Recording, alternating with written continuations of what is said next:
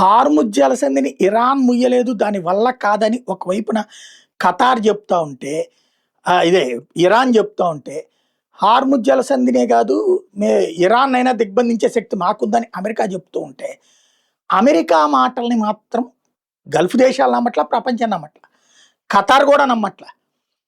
Iran Hormuz జలసంధిని దిగ్బంధించండి అనగానే భయపడినటువంటి Qatar కీలకమైన నిర్ణయం తీసుకుంది. సముద్ర కార్యకలాపాలు తాత్కాలికంగా నిలిపేసింది. వాళ్ళ వాణిజ్య నౌకలు వాళ్ళందరికీ ఆ విషయాన్ని చెప్పేసింది. మళ్ళీ ఆర్డర్స్ ఇచ్చే వరకు వాణిజ్య నౌకలు వాడద్దు, విహార నౌకలు వాడద్దు, చేపల బోట్లు కూడా వాడద్దని స్పష్టం చేసింది.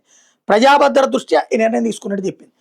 అవి వాళ్ళు బయలుదేరడం, వాటిని వీళ్ళు వేల్చడం, వీళ్ళు కాకపోతే వాళ్ళు వేల్చడం, దాంతో నష్టపోతున్నారు.